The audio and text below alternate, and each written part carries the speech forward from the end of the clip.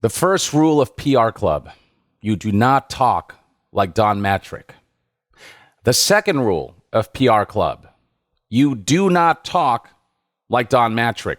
Who is Don Mattrick? Some of you may ask. Well, he is the former boss of Xbox, who has since left the company, left Microsoft, and is no longer in charge of that. Many of you will know that Phil Spencer has now been the head honcho on that front. But Don Mattrick is rather an infamous figure, especially during the Xbox One era, when he suggested that, well, if you don't have an internet connection, because once upon a time the Xbox One was supposed to be an always online device, just get an Xbox 360. Right here we have the infamous clip from so many years ago that has garnered tons of views because of its level of infamy. Here's what he had to say. It's a great line for games. Yeah, and absolutely. I think people are going to love it, and then they're going to understand what we're trying to create and how it links games and entertainment, the functionality of the box, some of the advantages that you get of having a box that is designed to use an online state.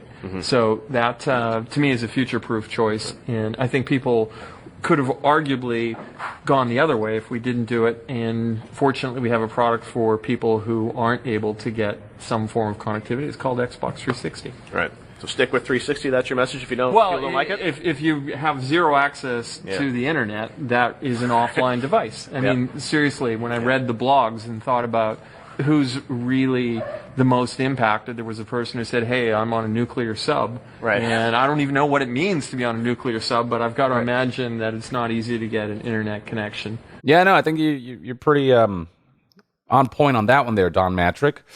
But there's a good reason why that statement garnered so much backlash and why it was such a PR nightmare for Xbox. I mean, first of all, Xbox, the fact that Xbox One was going to be an always online device was just ridiculous. Like, you wouldn't be able to use the console at all if there was no internet connection. There are plenty of games that are offline, and there may be occasions where you just don't have an internet connection, a stable one, but you still want to play those games that are single player or that don't require online access.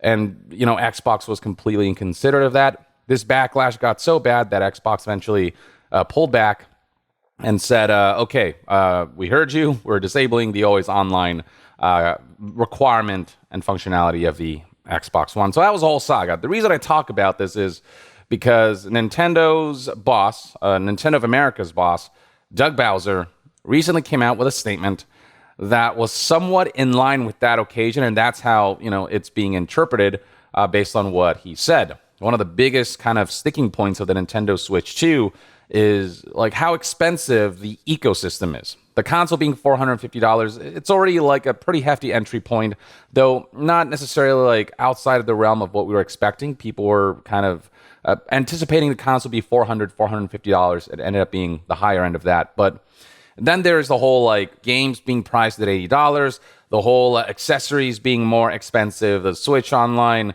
requirements for certain things, the Switch 2 editions of games also coming in at $80 in certain occasions, so on and so forth. So it is going to be like gaming's about to get more expensive. Nintendo is basically about to raise the floor of MSRPs for gaming.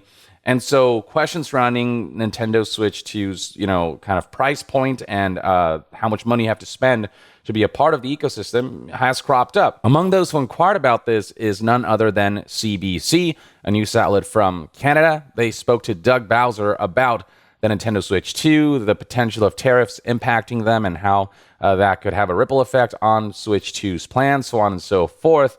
And then in regards to the price point of the Nintendo Switch 2, here's what Doug Bowser had to say. As we look at the Nintendo Switch 2 and you think about the feature sets that I talked about, we believe that the pricing is appropriate for the value of the machine and the gameplay experience overall. We recognize there are some people that may not be able to afford the Nintendo Switch 2's price point, alongside the price point of the more expensive games, the more expensive accessories, and all the kind of added hidden costs that are associated with the Switch 2. He continues, that's why we wanted to make the other Switch platforms available so people still have an opportunity to come into our gaming universe, be a part of these characters in these worlds, and see value, if you will, in whatever rung of the platform they come in. This is essentially a very polite way of saying if you cannot afford the Nintendo Switch 2, then the Nintendo Switch 1 is a purchase option, which is somewhat similar to the whole Don Mattrick saga, when he said if you don't have an internet connection and you don't have the means to be able to use the Xbox One, then there's the Xbox 360. I don't think I need to explain why this is one of the worst PR moves, but I'll explain it anyway since history seems to be repeating itself. With every new generation of consoles comes a brand new library of games that will be exclusive to that console. People will be locked off from being able to play those new games. The Nintendo Switch 2 already has plenty of exclusives, from Mario Kart World to Nintendo Switch 2 Welcome Tour, which for some reason is not packed into the console and costs a whopping $10, which, given Astro Playroom setting the bar for free games packed into a console, and Wii Sports having done that back in the Wii era, it's a ridiculous price point. Drag X Drive, Hyrule Warriors, the Dusk Bloods, Kirby Air Riders, Donkey Kong Bonanza, so on and so forth. All of those are only accessible for those who purchase Switch 2. Plenty of folks want to play these brand new games, but maybe finding that prospect less likely given all of the associated costs that come with joining the Switch 2 ecosystem, not just the base console, but all the things that are more expensive. And then beyond that, Switch 1 owners have been looking forward to playing the games that they already own in a more enhanced fashion. The Nintendo Switch 2 will come with Switch 2 edition games that enhance graphics and performance and even add new content, on top of the fact that there are going to be some games that will receive free updates that will take advantage of the Switch 2's hardware. And so any kind of PR response that insinuates what is essentially the equivalent of too bad, stick with the previous generation console, this new stuff isn't accessible to you, just feels kind of like it is going to make people feel insulted, especially when people are finding aspects of the business model to be unreasonable. In the case of Don Mattrick and the Xbox, the reason that response garnered so much backlash was because many felt that the always online requirement for Xbox One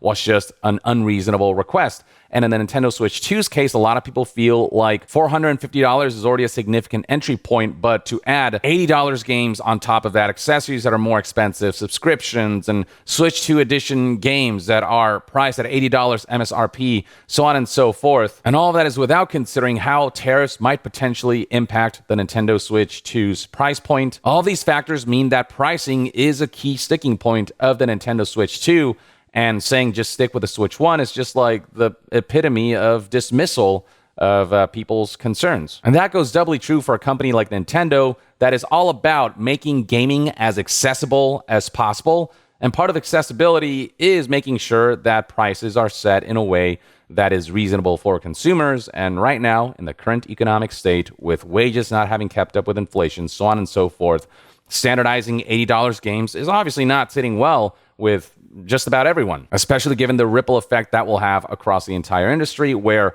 all other publishers, when they see the success of Mario Kart World and games that are priced at $80, will feel like they can also get away with $80 priced AAA releases that'll become the new base, the new standard, and just gaming as a whole now will get more expensive. Now, for Switch 1 owners, it is worth noting that Nintendo is committed to supporting the console longer. I mean, when you consider that the Switch has an install base of over 150 million units and in turn 150 million players, that is pretty significant. That's not something you just want to throw away just the second Switch 2 launches. Nintendo will likely release more cross-generation games like Metroid Prime 4 and the like, but they also want to make sure that people do start upgrading to Switch 2, so those exclusives will eventually start to become more prominent, and we're already seeing titles like Mario Kart World and Donkey Kong Bonanza, which look amazing, by the way, be some of the most highly desired games, but the only way to access those is via Switch 2.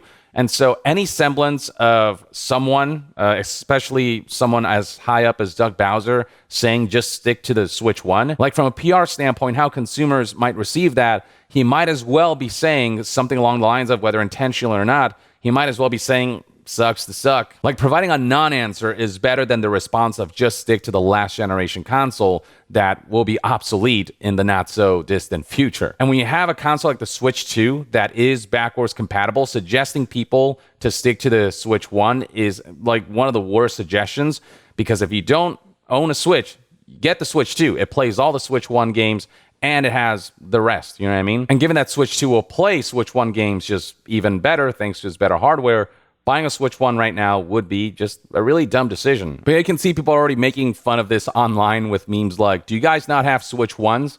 In reference to that one infamous Blizzard event where the dude came out when they announced the Diablo mobile game and said, do you guys not have phones? Just turned into a PR nightmare.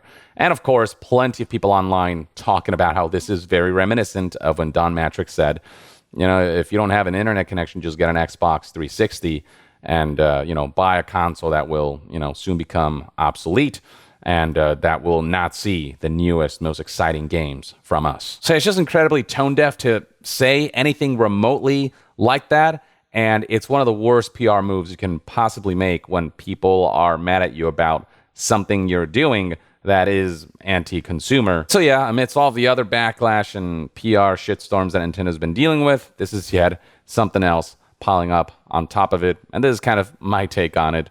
Let me know in the comments below what your thoughts and opinions are on what Doug Bowser said in that interview. And to be further updated on all things gaming news, reviews, and discussions, stay tuned right here on Young Yeah. I'll see you guys next time. Young out.